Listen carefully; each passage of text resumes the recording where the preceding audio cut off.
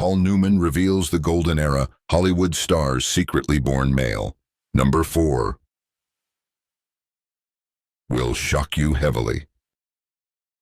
Paul Newman, the silver screen legend, once shocked the entire America in 1986 when he revealed on CBS that some of the most feminine icons of Hollywood were actually born male. And today we will delve deep into those 6 names.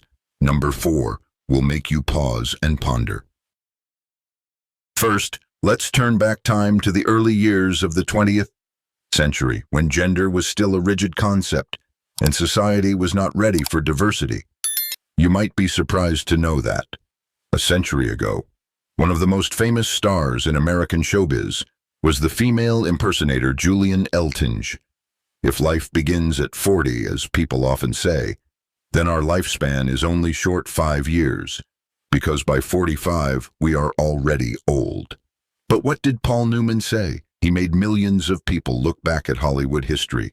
The moment those words aired, millions of eyes turned to the names that had been the subject of rumors for decades. Some won Oscars 4 times, always wore pants and called themselves Jimmy. One was a sensual icon from France, who once walked down the aisle in a wedding dress, even though the birth certificate clearly recorded male gender, and especially a screen goddess whom everyone considered the embodiment of perfect femininity. But when the past was revealed, the whole Hollywood was shaken. So who are these 6 individuals? How did they hide their secrets? What was their fate? We will reveal them one by one with all respect and reflection. Starting with number 1, Candy Darling, the transgender angel crushed by Hollywood in silence. New York, winter of 1958. In a dilapidated house in Forest Hills, 10-year-old boy James Slattery received a painful slap from his mother just for secretly wearing her high heels and walking around the room. She didn't say much, just looked at him with suspicious eyes before giving a cold warning. "If you do this again, I'll send you to reform school." From that moment, James didn't dare wear girls' clothes in front of his mother. But when night fell, the house sank into silence. He wrapped a blanket around himself, draped a scarf over his head like long hair, stood in front of the mirror in the dark, staring at his own image. School was no refuge either. James was mocked by friends, called not human, a monster. Once lining up for gym class, 3 boys dragged him into the bathroom, tore his shirt, used a razor to carve "not a girl" on his stomach. Blood flowed, but no one took him to the hospital. The family only said, "You brought it on yourself." That night, James bandaged the wound himself, wrote on the room wall with red lipstick, "One day, I will disappear from this miserable crowd." At 17, James left home for Manhattan, changed his name to Candy, homeless. She slept at Grand Central Station, washed dishes to survive, picked up old clothes from charity shops. When night came, Candy stood for hours in front of Bloomingdale's, admiring the mannequins in silk dresses, dreaming of a life she knew she would never have. Starting from small drag shows, Candy gradually became a familiar face in LGBTQ+ bars like Club 82, La Mama, Stonewall. She didn't sing or dance, but her eyes made anyone who met her unforgettable. Then Andy Warhol appeared. One night in 1967, he met Candy at a party at the Factory. With just one look, he invited her to participate in 2 films, Flesh and Women in Revolt. Candy agreed, hoping this was a turning point.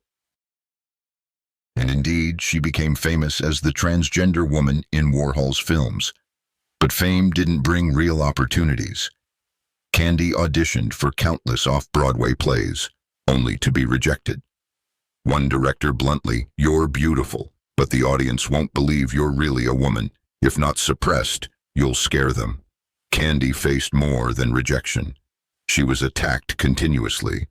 In May 1970, in West Village, 3 men followed her, blocked the way, called her a fake woman, kicked her in the stomach, yanked off her wig, spat on her dress. The police took her to the station, but didn't arrest anyone. They said, "We can't protect deviants from society." Gritting her teeth to endure, Candy continued to live. She used high doses of hormones to maintain her figure, even though she knew it harmed her body. The doctor warned, "If you continue, you'll die young." Candy replied, "I have no other choice." Sometimes she slept on cold wooden floors, without blankets or heat, because no one would rent a house to someone like her. For a short time, she even sold her body to pay for medicine and performance dresses. In 1972, her close friend Lou Reed wrote "Walk on the Wild Side" for her. The song became a big hit, climbing the Billboard charts. Candy appeared in the media, praised as New York's new sex symbol. She thought the door of opportunity was opening, but reality was more cruel. In 1970, invited to audition for a small independent film, the assistant was shocked. "Wait, is this the person Lou Reed wrote about? I thought she was just fictional." The role was canceled the next day. Candy realized the public was curious but didn't want to see her in real life. She began to cough. Her body weakened. At the end of the year, she was hospitalized for exhaustion. Tests showed late-stage lymphoma. Hearing the news, she only asked the nurse, "Will I lose all my hair?" Then silence. She refused chemotherapy, only requested to keep her wig and lipstick. In her final days, Candy still put on makeup every morning, applied lipstick, wore a silk dress, sat up straight despite the pain in her spine, making it hard to breathe. On March 21, 1974, Candy Darling took her last breath at Columbia Presbyterian Hospital. On the table, an unfinished diary and a short farewell letter. "If there is an afterlife, I hope to be born as myself." Ladies and gentlemen, Candy's story is not just a personal tragedy, but reflects the harshness of society in the 1960s, 1970s towards the transgender community. As a storyteller, I see this as a reminder of the progress today, but also a warning that discrimination still exists. We need to fight so that everyone can live authentically without fear. Candy was brave, and you, in your golden age, can pass on that lesson to the younger generation. If Candy chose to live authentically under the light of art to challenge gender norms, then Marlene Dietrich, the Hollywood icon, chose a darker path, living her whole life in luxurious silk dresses, hiding her private secret. Number 2, Marlene Dietrich, the most seductive man who ever wore a dress. In 1930, the film Morocco premiered in New York. The audience exploded in amazement when Marlene Dietrich appeared in a black tuxedo, white tie, holding a cigarette, sitting with legs crossed, kissing a woman right on the lips. It was a real kiss, no evasion. This was the first same-sex kiss in Hollywood history, breaking all traditional concepts of femininity. The next morning, the Los Angeles Times ran a bold red headline, "Dietrich, the most beautiful woman in the world," or "the perfect disguised man." Le Figaro in France asked, "Is that allure from hormones or makeup?" In just 3 days, over 2,300 articles in Europe exploded, obsessed with the question of whether Marlene Dietrich was really a woman. Paramount Studios panicked. Internal documents from 1957 leaked in Joseph von Sternberg's will. Dispute recorded, "Must verify biological gender before signing contract for Miss D." A fired makeup artist, Charlie Donovan, told Variety, "I witnessed her changing clothes. I don't understand what I saw. It wasn't a normal woman's body. No breasts, square shoulders, large thighs, sharp eyes. She looked at me, smiled, made me shiver." In 1982, the German Spiegel conducted a shocking anonymous investigation. They found old school records of Rudolf Dietrich, born 1901, at a boys' school in Berlin. Photos and signatures identical to Marlene. A month later, Rudolf disappeared. A female student, Marlene, appeared at the drama school. But the story didn't stop. In 1963, during a French tour, she collapsed. Dr. Jean Rochefort recorded unusual scars on the lower abdomen, no uterus, no menstrual records for 20 years, biological gender undetermined. The records were confiscated by the French government to protect the image of an international artist. In 1994, after her death, daughter Maria Riva, in a BBC interview, burst into tears. "I saw mother injecting hormones, heard mother speaking in a man's voice when she thought I was asleep. I wanted to ask, but was afraid. I don't know if she was a man or a woman. She was never really a mother." No one close confirmed for sure. Lover Eric Maria Remarque wrote in his diary, "She belongs to no one, no gender. On the first night, I trembled because I slept with an eternal mystery." Marlene Dietrich remains unforgettable. Was she the most beautiful man in a dress of the century, or a strong woman who didn't need to prove? No one knows for sure.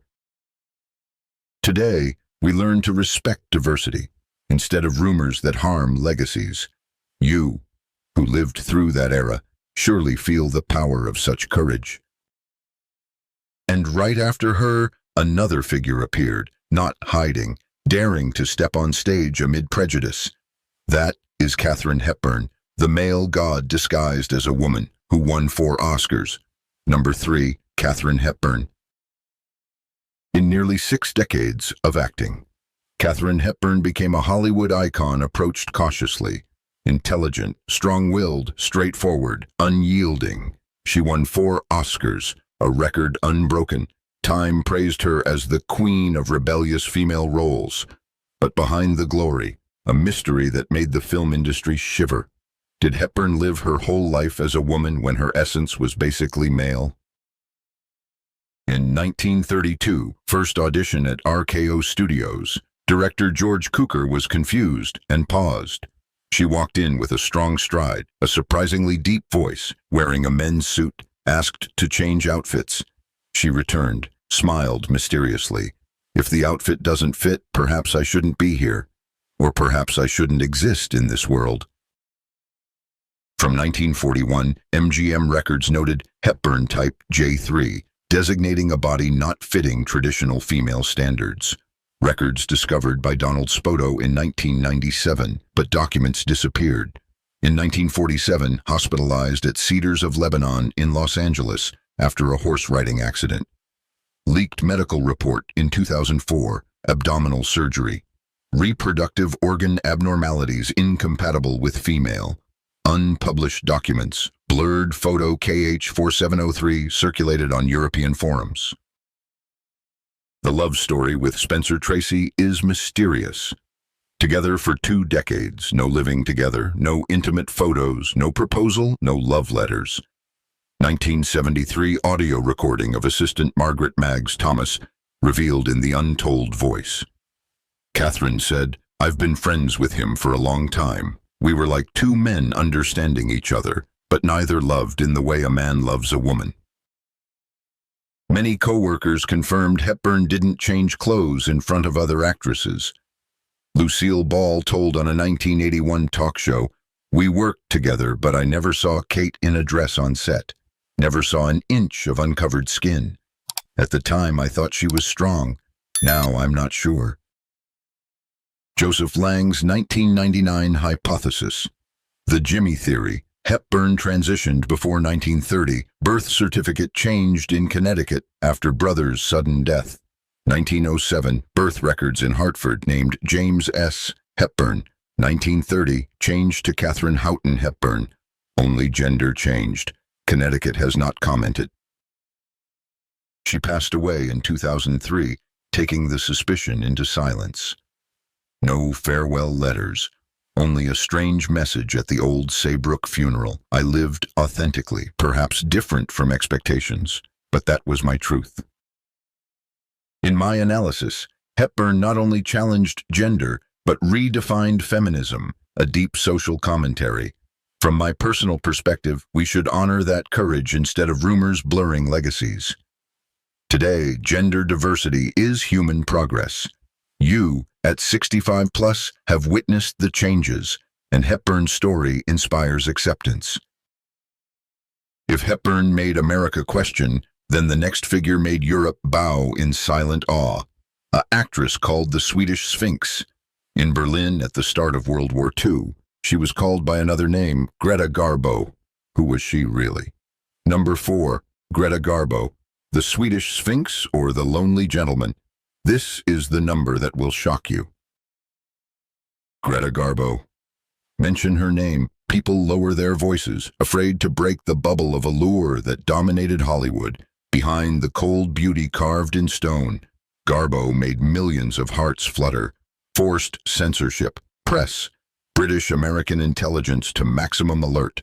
In 1931, a leaked secret MI5 file after decades. Short note, subject GG, medical documents inconsistent. X-ray photos from birth records do not match gender. That person is Greta Garbo, the Swedish film icon.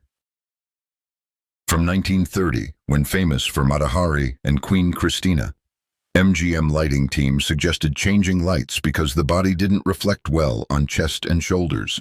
Technician Ricky Stokes wrote in band memoir, "Never worked with a woman with muscular back, broad shoulders, thick neck. When changing, no one dared look, not shy, but afraid to see what shouldn't be." The real shock in 1938, Garbo summoned to London for Anglo-American co-production film, but suddenly denied entry. Daily Mirror brief news, Hollywood star sent back due to conflicting identity documents. London Star suggestive headline, Greta, lady or gentleman, no one confirmed. A few years later, Secretary Claudette Roussac revealed in Inside Hollywood Mysteries, preparing medical files, always used person instead of Miss or Mr. I joked, "What mystery are you?" She smiled faintly, looked straight, because if you knew, you wouldn't want to be near. In her final years, Garbo secluded in New York, 5th floor apartment Elise. No one entered, even cleaning staff. Only Swedish origin nurse Larson allowed contact, revealed 2002 recording, "I saw her body. No uterus, no childbirth marks. Strangest was scar from left hip to pubic bone, like reconstructive surgery. Didn't ask. Injected medicine while she listened to Schubert with eyes closed."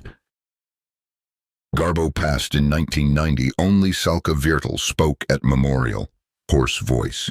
She uttered a sentence that froze the room. She didn't live like a woman, nor like a man. Greta lived like a mystery, forever so. From my perspective, Garbo symbolizes the loneliness of those living on gender boundaries, a sad analysis of society pushing them into shadows. Personally, I believe we have a responsibility to tell these stories with compassion to heal historical wounds. You see, number 4 is truly shocking, right? Garbo's mystery makes us ponder about self. And at your age, such stories remind us of the power of resilience. If Garbo chose to hide, living like a hazy dream no one could touch, then the next figure stepped into the light bravely, a former American soldier, the first to publicly transition in modern American history, making the whole country rethink the definition of woman. Number 5. Christine Jorgensen, from GI veteran to shocking American sex symbol. December 1952, America held its breath before the New York Daily News headline, "Ex-GI becomes blonde beauty." The former Fort Dix private first class turned into a graceful blonde beauty, smiling in a white dress. That person is Christine Jorgensen. The shocking event marked the first tear in modern American gender boundaries. Before becoming world famous as the first publicly transgender person, Christine was George William Jorgensen Jr., a skinny, quiet young man unusually at Fort Dix, 1947. Military surveillance file code G41129 recorded refusing communal showers, requesting leave for emotional imbalance. Caught wearing women's underwear after lights out. Psychology board recommended transfer to Walter Reed, diagnosed complex gender disorder, high risk of desertion, prediction correct, end of year. George disappeared. Department of Defense erased name. 2 years later, March 1950, new name at U.S. Consulate Copenhagen, Christine Jorgensen, Denmark. Christine underwent pioneering procedures under Dr. Christian Hamburger, took his name as middle name in tribute. She documented the process in detail from removal to shaping hormones, documents stored at Aarhus Medical Library. Though not fully published, secret 1951 U.S. State Department note froze visa fearing she manipulated gender perception of American citizens outside allies. Returning to New York 1952, press hunted like rare creature. Daily Mirror called scientific wonder of atomic age. Life sent photographer to home to shoot transgender person drinking tea. FBI opened file FXJ73. Hoover telegram to justice leaked 2011. Subject major influence on public opinion. Potential to change mass perception. Monitor closely statements. But Christine was undaunted. Appeared on national TV. Toured America speaking on right to life. Gender courage. 1954. Columbia lecture made auditorium stand. I am not a biological mistake. I am proof no one is born trapped in a cage. Spotlight came with shadows. 1959. Engaged to Howard J. Knox high school teacher. Submitted marriage application New York. Denied next day for lack of legal proof of regender. Before reporters. Christine choked. I endured more pain than anyone to be myself. Today, still not allowed to love. Despite love ban, Christine didn't surrender, performed at Miami, Las Vegas clubs, recorded jazz album, wrote bestseller memoir New York Times, first transgender invited to speak Congress 1976, final years, lived in small Santa Monica apartment, no glamour, received hundreds of letters from strangers calling spiritual mother, inspiring authentic living. Passed away May 3rd, 1989, media silent. No special reports, no public ceremonies, but those who knew didn't forget. Gravestone at Mission Hills engraved, first and foremost, forever, a woman. In deep analysis, Christine is symbol of transition courage. From my personal view, her story emphasizes science social change, but avoid repeating discrimination. Today, transgender rights are basic human rights. You, who witnessed wars and social changes, surely see Christine as a beacon of hope. And finally, number 6, Joan Crawford, the silver screen queen or the gentleman under layers of silk lipstick. In recently declassified 1950 Vatican documents, Benedetto Sorelli, a strange letter from Kansas from St. Clara Convent. Nun Agnes Lorraine wrote, a man praised as embodiment of femininity. Hope the church investigates.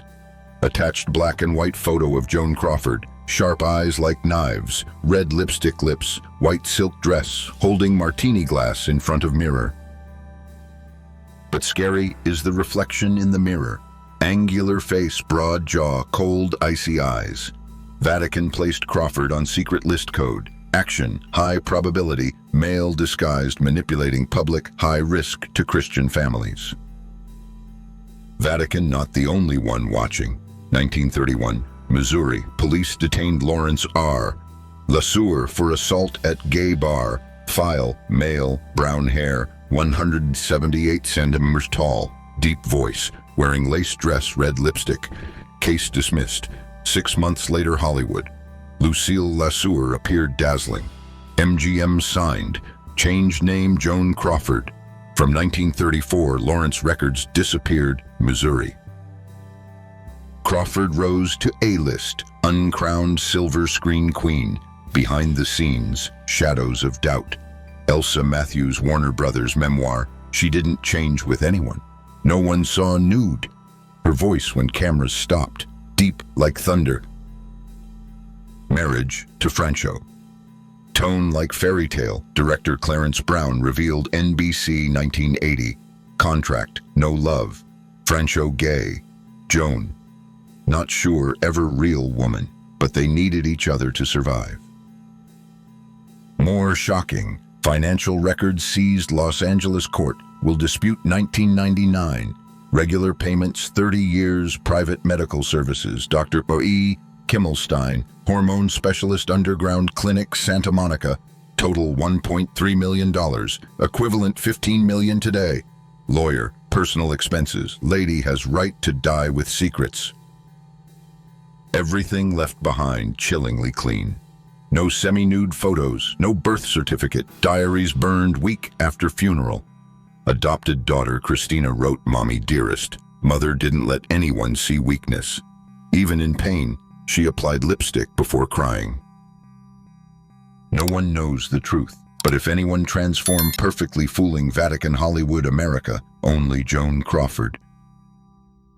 From my final commentary, Joan represents the price paid to live in a world not accepting gender ambiguity, reflective analysis of historical truth, personal perspective. Use this story to promote understanding instead of spreading prejudice. Dear viewers, those velvet curtains hiding Hollywood truths of decades. Were they choices, rebellions, or the price for gender ambiguity? These stories, whether rumors or facts, remind us of the courage to live authentically. You have seen so many changes and hope these shares inspire. Share thoughts in comments, subscribe, turn on notifications not to miss. Thank you for listening. See you again.